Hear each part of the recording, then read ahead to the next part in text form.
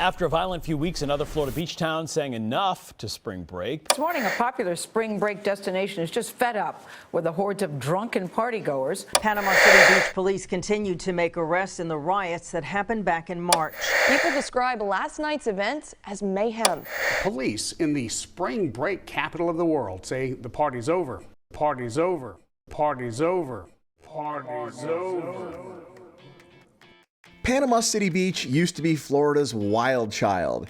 It was the kind of place where college students on spring break made plenty of bad, alcohol-fueled decisions and was probably best known for wild partying, huge, rowdy crowds, MTV, remember that? And those late-night commercials for Girls Gone Wild. Remember those?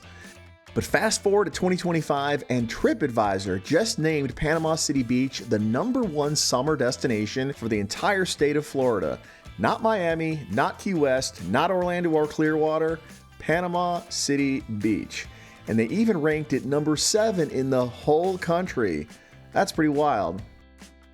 So, what happened exactly? How did this party town become a new family favorite? Why did it get so popular all of a sudden? And what makes it worth visiting today, even if you're now long retired from doing keg stands on the beach? Let's break it down. Let's start with the obvious. Panama City Beach has 27 miles of sugar white sand and that signature clear emerald green water. This stretch of shore is called the Emerald Coast for a good reason. Tripadvisor specifically called out the beach quality here in its 2025 Summer Travel Index, and honestly, I don't think they're wrong. The sand here is some of the softest, finest, and whitest sand in the world. It's made of fine quartz crystals that washed down from the Appalachian Mountains millions of years ago, giving it that pure white color and soft, almost powdery texture. And it really does almost feel like baby powder when you're walking on it. It is really cool. This is some of the finest, whitest sand I've ever seen, with some of the bluest, most beautiful water in the state, and it stretches for miles. It's gorgeous, it's swimmable, it's clean. No seaweed walls, no jellyfish invasions, no mystery goo washing up on the shore. But let's be honest, it's not perfect, nowhere is. Public beach access here can be kind of limited and kind of a pain. Nearly the entire beach is lined with high-rise hotels and condos. There are these little access points between a lot of the high-rises, but parking near those can be kind of tricky. But if you're staying at a beachfront hotel, it's a breeze. You just walk outside right onto the beach, easy peasy. But if you're not staying in one of those, you might want to think about the larger public beach down near the pier. There's a lot more parking and amenities down there, and it's one of the few stretches of beach here that's not lined with all these tall buildings. This area is really built up, and I know a lot of people don't love that. But despite how inviting the beach here is, you really need to be careful out there. Rip currents can be a serious issue here at this beach. This is actually considered the most dangerous beach in Florida. And not because you need to worry about sharks or sea monsters, but because that rip current here can get nasty. It doesn't mean you need to be scared and avoid the water, it just means you need to be aware. Know the signs of a rip current and know how to escape one, and definitely pay attention to those flags. If they're red, stay out. Nearly every drowning that happens here is because someone saw those red flags and ignored them and went out there anyway. Don't do that. And before we continue, if you're into Florida's hidden gems, tourist attractions, quirky towns, and places most tourists miss, hit that subscribe button. It really helps the channel a ton, and there's plenty more coming up you won't want to miss. Alright, but enough about the beach. What else is there to do around here? Shell Island. Yeah, Shell Island is a local treasure. It's an undeveloped barrier island that's part of St. Andrew State Park just up the road. There's no roads out there, no restaurants, no restrooms even. You will need to take a ferry or your own boat to get out there. You can even rent one, but it's worth the effort if you want to find seashells, spot a lot of coastal wildlife, or just enjoy some actual quiet. It's one of the few places near PCB that still gives you that sense of isolation, which can be really refreshing in such a built-up part of Florida. Water activities. If you're the type who gets bored while just sitting on a beach towel, and guilty, that can be me, you will love how active Panama City Beach is. You've got dolphin tours that run all the time, jet ski rentals along the main strip, snorkeling trips, parasailing, banana boats, fishing charters, all that beach stuff. And these aren't really just tourist traps either. Many of them are really well run with knowledgeable guides and really good solid reviews. Check the reviews on any place you go to. But it's easy to fill an entire vacation here without ever repeating the same activity. Lots of stuff to do here. St. Andrews State Park. This is located on the eastern tip of Panama City Beach, and this park is where nature lovers go to escape the condos and traffic. It has one of the best swimming beaches in the area. There's a pier here for fishing, there's trails that wind all the way through the forest, and even a shuttle to Shell Island out there. You'll see lots of birds, maybe an alligator or two, lots of pelicans. But outside of this park, you're not going to expect a lot of tranquility. Most of PCB is vertical, wall-to-wall high-rises, restaurants, and resort traffic. This is one of those few places to go and get away from all that. Camp Helen State Park. So this is just a little bit west of PCB, and Camp Helen feels like a secret. It's much smaller and a lot less crowded than St. Andrews State Park, but it has its own kind of charm. There's a rare coastal dune lake here, there's a historic lodge, hiking trails that wind all the way through the park. You can paddle or kayak here, or just stroll along the quiet beach. It's a pretty interesting contrast to come to places like that to escape the louder, more commercial parts of town, and it makes a great little half-day escape. There's a lot of family attractions here. If you're visiting with kids or kids at heart, there's no shortage of things to do. A lot of this stuff can be considered kind of tourist trappy by some, I do get that. There's Shipwreck Island Water Park, lots of slides, lazy rivers, splash zones. There's a lot of mini golf courses scattered all around town with the old standard themes like pirate coves, jungle adventures, and even aliens. But some of them can be kind of pricey. I mean, just look at that. 20 bucks for mini golf? Ouch. Yeah, we took one look at that and we left. And there's the new Dolly Parton Presents Pirates Voyage Dinner and Show. This is a big, high-energy production that really shows that Panama City Beach is serious about moving things into a family-oriented direction around here. And while we're talking about mini golf, you might want to check out Goofy Golf down the road. It's one of those rare places that has not changed much since the 1950s, and that's a really good thing. These huge sculptures of dinosaurs, statues, and really quirky old-school charm that I love. It's pretty cheap, they take cash only, and it's a blast after dinner when it gets a little bit cooler.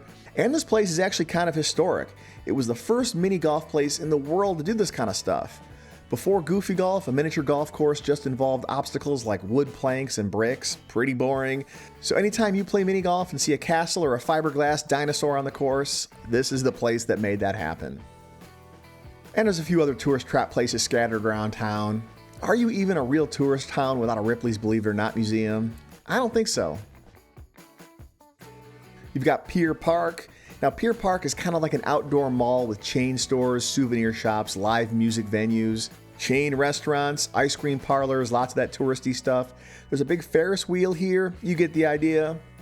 It's fun during the day and at night, but at night on weekends it can get pretty loud and chaotic here, with cars cruising up and down the strip, music blasting from souped up trucks and custom Jeeps, and general teenage mayhem.